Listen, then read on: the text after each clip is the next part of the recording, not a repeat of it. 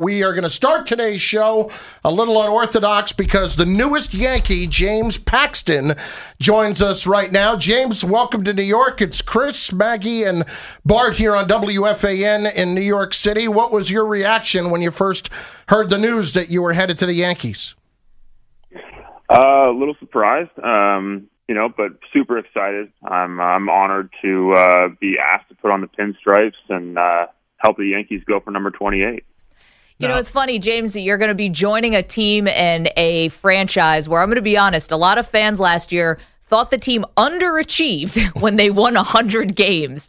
Have you ever had to feel, first of all, what do you think about that? A fan base or a team that says they underachieve yet they won 100 games?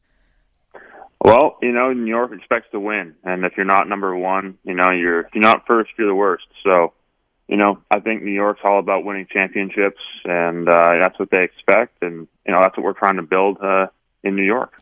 Have you ever felt that sort of pressure on a nightly basis? No, it'll be a new experience for me to feel, I think, that much pressure. But I feel like I'm ready for it. I've kind of built up here the last few years, kind of gaining experience and playing in some bigger games here and there. And I feel like I'm ready to go. Now, we've all asked, when were the Yankees going to go Yankee? So how does it feel to know that you're part of that process as the Yankees saying that we're all in, that we're going for it right now? How did that make you feel that you're the first piece to the puzzle? I'm honored. To be called upon by the Yankees, they have that confidence in me. They think that I'm the guy that can help, close that gap between Boston and put us in position to win a championship is huge. Shows a lot of confidence in me, and I'm just really excited to be a part of it all.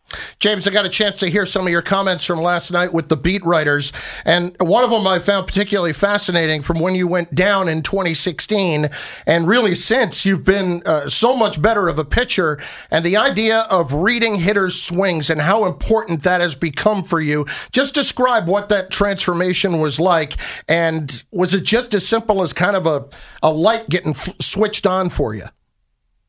Well, I think the two different things. Well, the arm angle change, allowed me to throw more strikes, and also kept my head more still in my mechanics, in my delivery.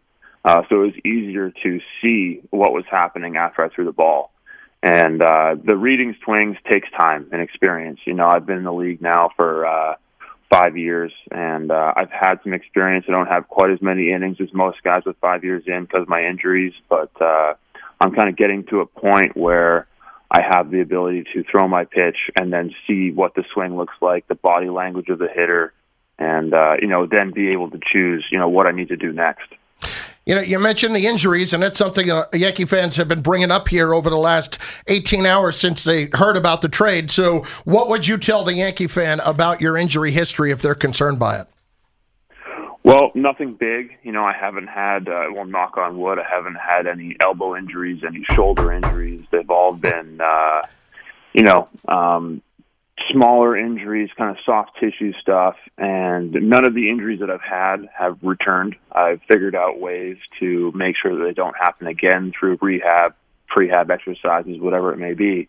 And I continue to learn about my body, and I work really hard. I put everything I've got into this thing, and I think I'm hopefully running out of things to have to remedy. So things have been going in the right direction. Each year, the last few years here, I've been throwing more and more innings. So hopefully I can keep that trend going and get closer to that 200 inning mark next year. Well, I'm going to make the obvious joke here. Since you're not joining the Mets, I'm sure everything's going to go smoothly in terms of your injury history.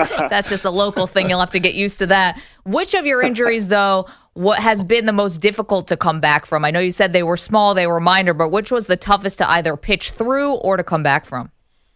Well, the most frustrating for sure was my finger injury because everything else felt great. And the only thing that was bothering me was my finger. I just had partially torn it was called a A4 pulley in my middle finger, and I couldn't throw a baseball, but everything else felt great. And it took a long time because the blood flow to your fingers isn't very good, so it takes a long time for them to heal. And that was really hard, just to kind of sit there and you think about how do you do finger exercises. You know, it was basically just time that it needed to heal. And because I'm someone that I want to do everything I can to get back as soon as possible. And there was really just nothing that I could do. You got to get that little bucket of rice too, go Bruce Lee style. But exactly. As an athlete, we're always tweaking our training methods, our nutrition. What has been the secret sauce for you to try and make sure that you enter the season as healthy and able to go as long as you can? Well, each year it's kind of been adding on. I've learned more each off season, training wise. I've been working with some people here in Seattle that do muscle activation technique. It's a technique that makes sure that all of your muscles are firing properly and working together, so that something isn't overcompensating. Because their philosophy is that if all of your muscles are firing properly, nothing should tear because the muscles are extremely strong. And if something is hurt, it's because something else is shut down. And then I'm also working with my first year working with a nutritionist on my own and trying some different things. And I feel great. I've lost about 10 pounds and my body fat's down and my body feels fantastic. So I think I'm going to come into next season being in the best shape of my career. Newest Yankee, James Paxton, joining CMB right here on the Fan. Two numbers jump out to me for you about the last 2 years. Number one, the strikeouts going way, way up, especially this past season. 208 and 160 innings is pretty darn impressive. What do you attribute that to? Learning how to pitch. Like I said before, reading swings and utilizing my stuff a little bit better. Learning how to strike guys out. I think it's all a process of learning how to use my stuff. And I've used the high fastball a little bit more, coupled with my curveball and my cutter, slider, whatever you guys want to call it. You'll see it when I throw it. Some people call it a cutter, some people call it a slider. Just coupling that, learning how to use that stuff to strike guys out has been a big part of it for me. Second one was that this past year that the home run numbers went up, allowed from, I think it was from 9 to like 23. Was it just more pitches up in the zone that end up getting hit out? What was it? Yeah, I made a few mistakes this year as far as the home runs go. Just a few mental mistakes as much as physical mistakes, things that I'm working to remedy. In the past, I've been pretty good at keeping the ball in the ballpark, and something that I want to get back to, of course. But I think that, like you said, it's just a couple mistakes up in the zone, losing focus maybe a couple times here and there, trying to do something when I should have just been focusing on making my pitch. So definitely things that I'll work on and try to, get rid of for next year. And we're talking with James Paxton, and at the risk of this interview going totally off the rails, this is not why I'm bringing this up at all, but when you pitched here at Yankee Stadium, we saw that first inning, a couple bombs leaving the field. Aaron Judge and Andujar both got to you in that first inning. A little bit of nerves, or just, as you were saying before, just kind of a loss of focus or something like that? Yeah, that was, I kind of came into that game and I don't know, I just wasn't really on it, I guess, right away, and it just wasn't on my game. And it's first time in Yankee Stadium. I don't know, maybe it was a little bit of nerves, but it seems like after that inning, I kind of calmed down and got back to business, and I think I did pretty well after that. Okay, so this is an impossible question to answer, but I'm going to ask you anyway. Tougher to face or more intimidating to face, Judge or Stanton? Ooh, man. They're both extremely good players, tons of power. They both are extremely talented, and I am very happy that both of them are going to be on my team. Now, I don't have to face those two guys because they're a couple monsters in the middle of that lineup. It's honestly hard to choose which one is more intimidating. They're both very good players. That being said, I don't feel like I get intimidated on the mound. I feel like I try to be the aggressor, and I'm willing to face anybody, and I put my stuff up against anybody. Now that Yankee Stadium is going to be home, what, if any, did you learn from that experience, from that rough game? I just learned that it's the same game no matter where you go. It doesn't matter how big the stage or who you're playing. It's the baseball game doesn't change. And I just needed to be reminded of that I don't need to change who I am or what I do just because I'm in a different stadium, in a new place, or even got a new jersey on my back. I'm going to go out there and do what I do, and that's how I'm going to get my most consistent results. Maybe you can pass that along to Sonny Gray. He had a little trouble. Adjusting. James Paxton with us. I know you heard last night from Aaron Boone. Have you heard from any of your new teammates as of yet? CC Sabathia texted me yesterday welcoming me to the Yankees and just letting me know to reach out if I have need any help with the move. It was really nice of him to reach out to me. I really appreciated that. Haven't heard from any other guys yet, but I'm sure I'll get a few texts here and there, over the holidays and stuff. I'm sure guys are busy with family and everything, but I'm really looking forward to meeting my new teammates and meeting the guys I'm going to go to battle with.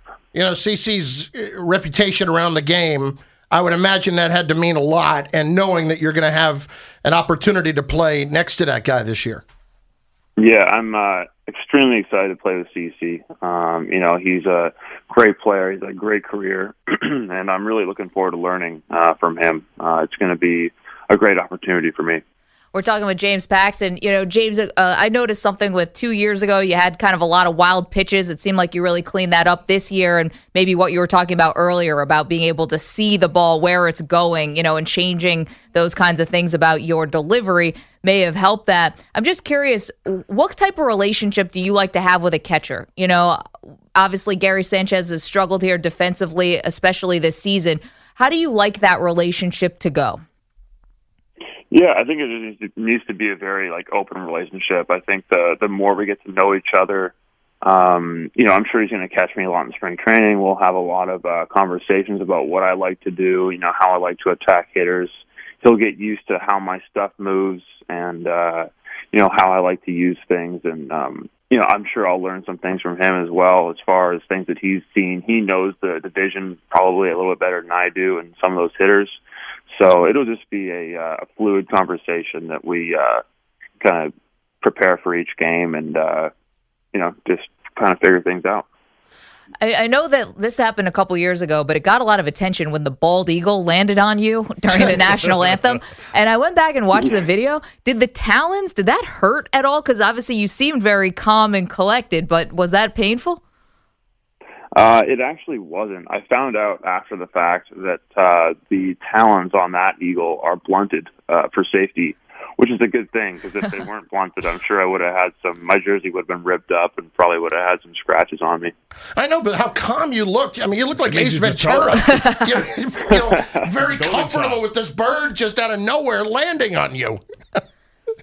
Yeah, it's really hard to explain. I was talking to somebody about this yesterday, and for some reason, I just wasn't afraid of the eagle. It was just kind of one of those things where I kind of had a calm about me, and maybe that helped. I don't know. Maybe it was because I was so calm that the eagle, didn't do any more damage to me than it did. It didn't really do any damage at all. It was just trying to land on me. Was it the glove that it was saying? Like thinking the glove was the thing that they swing? No, I think the bird was just flying around and then thought it might be a good landing spot to perch right on James Paxton. I don't know why. I like the fact that you're calm, cool, collected. Wait till your first experience driving to Yankee Stadium in traffic. Or if you take the subway there, wait till that. Yeah, no kidding. It'll be a new experience for sure. Before we let you go, you're Canadian. You're from Vancouver. Biggest misconception about Canadians, and how exactly do you get the nickname the Big Maple? Have you seen his tattoo? I've seen the tattoo. Is that how you got the nickname? Yeah, I think it is. I've got the Maple Leafs tattoo on my forearm. It's a pretty big tattoo, I guess. It was one of our coaches, I think last year that, just dubbed me with the name, and it stuck. The media grabbed onto it, teammates kind of grabbed onto it, and then away it went. Why the Maple Leafs and not the Canucks? Well, the Maple Leaf is on the flag. No, I know that, but I mean, are you a Maple Leaf fan, or is it just a Canadian thing? Just a Canadian thing. Okay. I'm definitely a Canucks fan when it comes to hockey. Gotcha. Okay. We need the biggest misconception about Canadians. Yep. Man, that's a tough one. Misconception, probably that, I don't know, when I went to Kentucky, I went to university at the University of Kentucky, and I think the funniest thing was some people that I met, I think honestly thought that I lived in an igloo, and we do not all live in igloos. Hey, James, final one. Did Robinson Cano tell you anything about playing for the Yankees and what it's like? Not yet. I might have a conversation with Robbie before I do head to New York, just to kind of maybe get some tips and learn a little bit about what New York is like. And he pronounced it about. It wasn't a boot, like we think Canadians do. Yeah, I mean, like you said, he doesn't live in an igloo. Okay, I get that. He's from a big city, All right? Then last one: Canadian bacon or American bacon? Ooh, man, they're both delicious. I got to go with the hometown Canadian bacon. Oh, wow.